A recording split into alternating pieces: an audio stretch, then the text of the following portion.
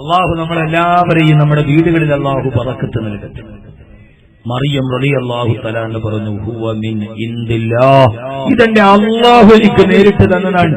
ഏത് പെണ്ണിന് പറയാൻ പറ്റും? ഏത് പെണ്ണിന്? മഹദിയായ ഖൗല ബിൻത് സഅലബ റളിയല്ലാഹു അൻഹ ഖുർആനിൽ സൂറത്തുൽ മുജാദല അതിന്റെ 8 ആയത്തുകൾ ഒരേ സമയത്ത് അവതരിപ്പിച്ചത് ഖൗല ബീവിക്ക് വേണ്ടിയാണ്. ഞാൻ ചരിത്രം പലയിടത്തും പറഞ്ഞു തന്നിട്ടുണ്ട്. ഖൗല ബിൻത് സഅലബ ഭർത്താവുമായിട്ട് പിണങ്ങിയിട്ട് ഭർത്താവ് അറിയാതെ തലാഖ് ചൊല്ലിയപ്പോ എന്റെ ഭർത്താവിനെ എനിക്ക് വിട്ടുപോകാൻ കഴിയില്ല അല്ലാഹുവേ, അദ്ദേഹം അറിയാതെ പറഞ്ഞതാണ് എന്ന് പറഞ്ഞപ്പോ റസൂലുള്ളാഹി സ്വല്ലല്ലാഹു അലൈഹി വസല്ലം ഖൗല തലാഖ് സംഭവിച്ചു പൊക്കോ. ആ സമയത്ത് അല്ലാഹുവിന്റെ റസൂൽ മടക്കി അയച്ചിട്ട് പോലും പൊന്നാനിയിലെ പെങ്ങളെ നീ പഠിക്കണം, പൊന്നാനിയിലെ പെണ്ണെ എന്ന് ഇപ്പോൾ പറഞ്ഞു വാള് പറയുന്നതിന് ചിലപ്പോൾ കാലിക പ്രസക്തിയുണ്ട്. അതുകൊണ്ടാണ് പൊന്നാനിയിലെ പെണ്ണെ എന്ന് പറഞ്ഞു. ഞാൻ ഒന്നും പറയുന്നില്ല, പറഞ്ഞ കേസ് കൊടുക്കണ കാലാണ്. പൊന്നാനിയിലെ പെണ്ണെ നീ പഠിക്കണം. റസൂലിന്റെ അടുക്കൽ വന്നു. ആയിഷ ബീവിയുടെ മടിയിൽ തലവെച്ച് കിടക്കാണ് ഹബീബായ നബി മുഹമ്മദ് മുസ്തഫ.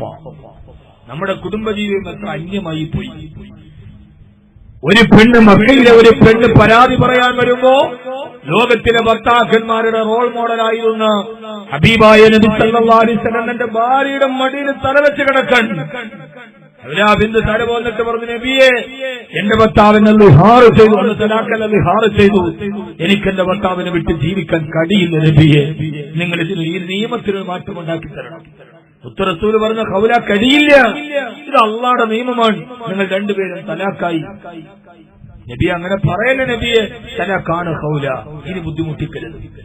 അങ്ങനെ പറയല്ലേ യാ റസൂലല്ലാഹ്, അങ്ങനെ പറയല്ലേ യാ റസൂലല്ലാഹ്, എനിക്കെന്റെ ഭർത്താവിനെ വിട്ടുപോയാൽ എന്റെ മക്കൾ യതീമീങ്ങളാവും, ഉപ്പാന്ന് നീട്ടി വിളിക്കാൻ അവർക്ക് പിന്നെ വേറൊരാളുണ്ടാവില്ല നബിയെ, അതുകൊണ്ട് ഞങ്ങളുടെ ഇടയിൽ തലാഖ് സംഭവിക്കരുത്. മൂന്നാമത് പറഞ്ഞപ്പോ മടിയിൽ തലവെച്ച് കിടക്കുന്ന ഭർത്താവും താനുമായുള്ള സ്വകാര്യ നിമിഷത്തിൽ ഒരു കട്ടുറുമ്പിനെ പോലെ കടന്നു വന്ന ഖൗലയോട് ആയിഷ ബീവിക്ക് ദേഷ്യത്തോടെ പറഞ്ഞു, ഖൗല നിന്നോടല്ലേ അല്ലാഹുവിന്റെ റസൂൽ പറഞ്ഞ തലാഖ് സംഭവിച്ചെന്ന്, പിന്നെ വീണ്ടും വീണ്ടും അല്ലാഹുവിന്റെ റസൂലിനോട് ചോദിച്ച് നീ ഇടങ്ങേറാക്കുന്നത് ഖൗല. ഖൗല ബിൻത് സഅലബ റളിയല്ലാഹു തആല അല്ലാഹുവിന്റെ റസൂൽ പറ്റില്ല എന്ന് പറഞ്ഞിട്ട് കരഞ്ഞില്ല. ആയിഷ ബീവി തട്ടിക്കറിയപ്പോ നിന്ന് പൊട്ടിക്കരഞ്ഞു ഖൗല റളിയല്ലാഹു അൻഹ. കാരണമുണ്ട്, ആയിഷ ബീവി അല്ലാഹുവിന്റെ റസൂലിനെ കല്യാണം ആലോചിക്കാൻ കാരണക്കാരി ഖൗല റളിയല്ലാഹു അൻഹ. ഞാൻ ആലോചിച്ച് കല്യാണം കഴിച്ചു കൊടുത്ത ആയിഷ എന്നോട് പൊട്ടിത്തെറിച്ചപ്പോ അവിടെ നിന്ന് പൊട്ടിക്കരഞ്ഞു ഖൗല ബിൻത് സഅലബ റളിയല്ലാഹു അൻഹ. ഞാൻ നിങ്ങളോടൊരു ചരിത്രം വിവരിച്ചു പറയുന്നില്ല, പക്ഷേ ഖുർആനാണിത്. ഇത് ഖുർആന്റെ ചരിത്രമെന്ന് പൊടിപ്പും തങ്ങലുമില്ല. ഞാനൊരു ഖുർആന്റെ പ്രചാരകനാണ്. അൽഹംദുലില്ലാഹ് ഈ വിനീതൻ 18 വർഷമായി വാള് തുടങ്ങിയിട്ട്. വിമർശകരുണ്ടാവാം, അപവാദം പറയുന്നവരുണ്ടാവാം. എന്റെ വാള് കേട്ടിട്ട് 5000-ലധികം ആളുകൾ, കുട്ടികൾ ഈ കേരളത്തിൽ ഹാഫിളാവാൻ പോയിട്ടു. അത് മതി എന്റെ ജീവിതത്തിന്റെ ലാഭത്തിന്റെ ബാക്കി പത്രം.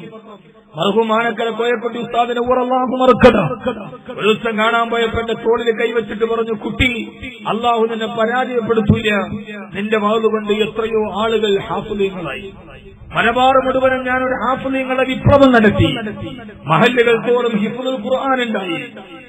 ഇന്ന് 3000-ലധികം കുട്ടികൾ കേരളത്തിൽ പഠിച്ചുകൊണ്ടിരിക്കുന്നുണ്ട്. ഒരു ഖുർആന്റെ പ്രചാരകനാണ് ഞാൻ, ഒരു ഖാദിമുൽ ഖുർആൻ. ഖുർആൻ ഹാഫിളാക്കാൻ ഈ ഉമ്മത്തിനെ പ്രേരിപ്പിക്കാനാണ് എന്റെ നാവും എന്റെ ആയുസ്സും ഞാൻ ചെലവഴിച്ചത്. ആ ഖുർആൻ പറഞ്ഞ ഒരു കഥ എന്റെ പെങ്ങളോട് ഞാൻ പറയാൻ. ആയിഷ ബീവി തൊട്ടിത്തെറിച്ചപ്പോ അവിടെ നിന്ന് പൊട്ടിക്കരഞ്ഞു ഖൗല ബിൻത് സഅലബ റളിയല്ലാഹു തആല. നേരെ അവിടെ നിന്ന് മരുഭൂമിയുടെ ചുറ്റുപടുത്ത് കിടക്കുന്ന മണലാരണ്യത്തിന്റെ മുകളിൽ പോയി. കാലിന് ചെരുപ്പില്ല. മണലാരണ്യത്തിന്റെ ചൂട് തന്റെ പാടത്തിലൂടെ അരിച്ചു കയറുമ്പോ അള്ളാഹുവിന്റെ മുമ്പിലേക്ക് കൈകൾ എത്തി പൊട്ടിക്കരഞ്ഞില്ല ഖൗല. അള്ളാഹുടെ സഹായം കിട്ടിയില്ല പെങ്ങള്. ആ കൊച്ചു വീടിന്റെ ഉള്ളിൽ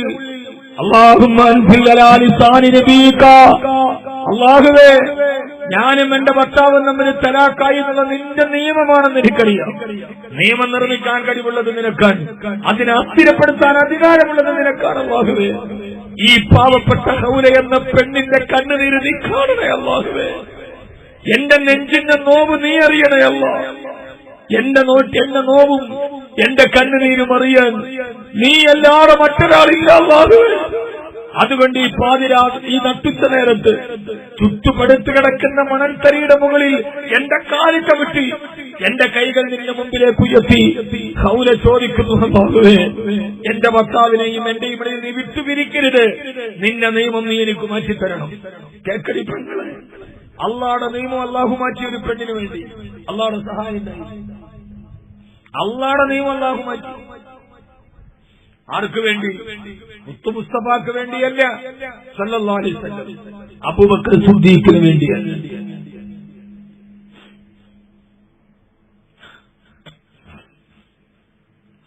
ആർക്ക് വേണ്ടിയാണ് അള്ളാഹുവിന്റെ നിയമത്തെ മാറ്റിക്കൊടുത്തത്?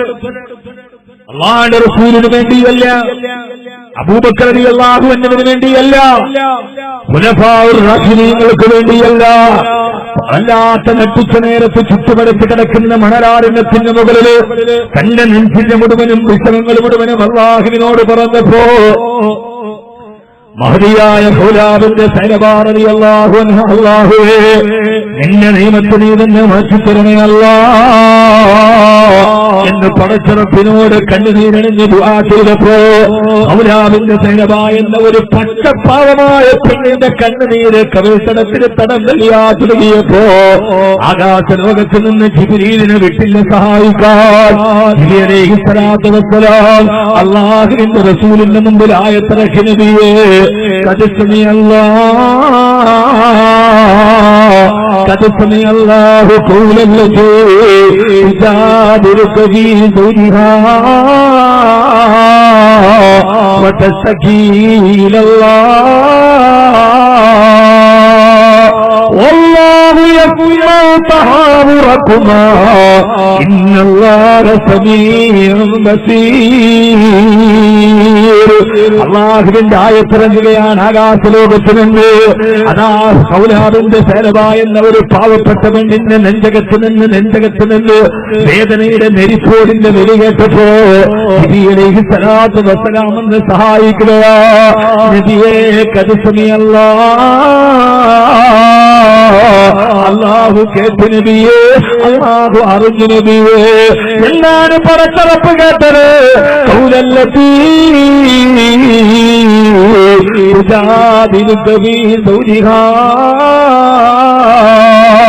തന്റെ ഭർത്താവിന്റെ കാര്യത്തിൽ തന്റെ ഭർത്താവുമായി വിട്ടുപിരിയാനുള്ള മനോഗത കൊണ്ട് അങ്ങയുടെ സമക്ഷത്തിൽ വന്ന് അള്ളാഹുവിനോട് പരാതി പറഞ്ഞ അവനെ പരാതി പറഞ്ഞതാരോടാ?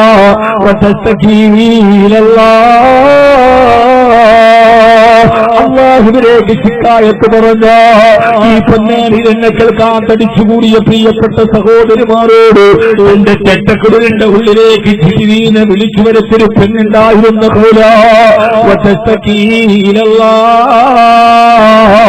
അള്ളാഹുവിനോട് തന്റെ സങ്കടം പറഞ്ഞപ്പോ ആ സങ്കടത്തിന് അല്ലാഹു പരിഹാരം കൊടുത്തില്ല നബിയേ എന്ന് മഹദിയായ ഖൗലാബിന്റെ സൈനബ റളിയല്ലാഹു അൻഹാ തങ്ങളെ ഞാൻ ഓർമ്മിപ്പിക്കുകയാണ്. നമ്മുടെ നാട്ടിൽ മാത്രമല്ല, നമ്മുടെ വീടുകൾക്കുള്ളിൽ പോലും ആ വീട്ടിന്റെ ഉള്ളിൽ ജീവിച്ചിരുന്ന പെണ്ണിന്റെ കണ്ണൊന്ന് നിറഞ്ഞാൽ അവളുടെ കരളൊന്ന് പിടഞ്ഞാൽ ആ സമയത്ത് അല്ലാഹുവിന്റെ സഹായം അക്കാലത്തെ വീടുകളിൽ ഉണ്ടാകുമായിരുന്നെങ്കിൽ ഇന്ന് നമുക്ക് എത്രയോ മുഗൾരാജ വംശത്തിന്റെ ശില്പചാതുരിയെ തോൽപ്പിക്കുന്ന അമ്പരത്തുമ്പികളായ വീടുകൾ നമുക്കുണ്ട്.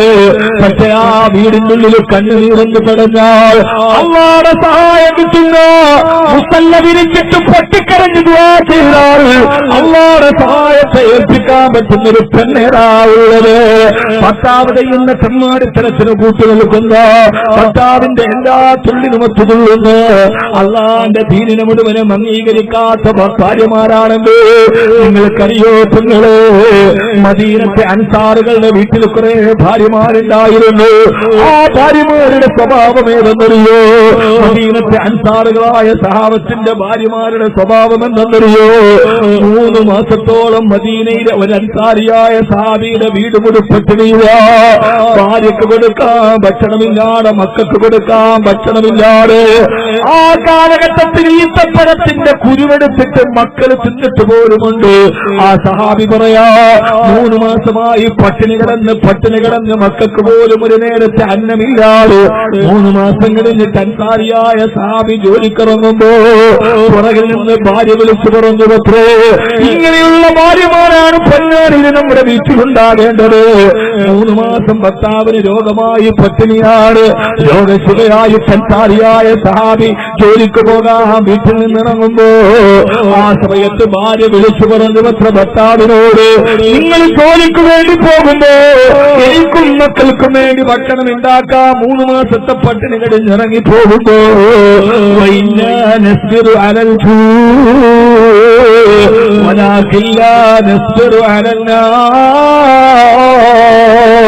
വീട്ടിൽ നിന്നിറങ്ങി പോകുന്ന ഭർത്താവിനെ പുറകിൽ നിന്ന് വിളിക്കുകയാ, പട്ടിണിയുടെ മേലിൽ ഞങ്ങളെ ക്ഷമിക്കാൻ തയ്യാറാണ് ഭർത്താവ്. എത്ര പട്ടിണി കിടക്കേണ്ടി വന്നാലും ഞങ്ങൾ ക്ഷമിച്ചോളാം. പക്ഷേ നരകത്തിൽ പോയാൽ ഞങ്ങൾക്ക് ക്ഷമിക്കാൻ കഴിയില്ല. അതുകൊണ്ട് നിങ്ങൾ ഇറങ്ങിപ്പോകുമ്പോ ഹലാലായ ഭക്ഷണമല്ലാതെ ഞങ്ങൾക്ക് കൊണ്ടുവന്ന് തരരുത്. ഹലാലായ ഭക്ഷണമല്ലാതെ ഹറാമായ ഭക്ഷണം നിങ്ങളെ ഞങ്ങൾക്ക് കൊണ്ടുവന്നിരുന്ന കത്തിക്കാറുന്ന നരകത്തിൽ നിന്ന് ക്ഷമിക്കാൻ നിങ്ങൾക്ക് കഴിയില്ല.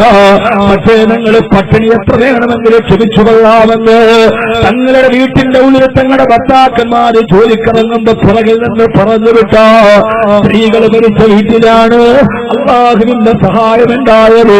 അതുകൊണ്ട് എന്റെ പ്രിയപ്പെട്ട സഹോദരിമാരോട്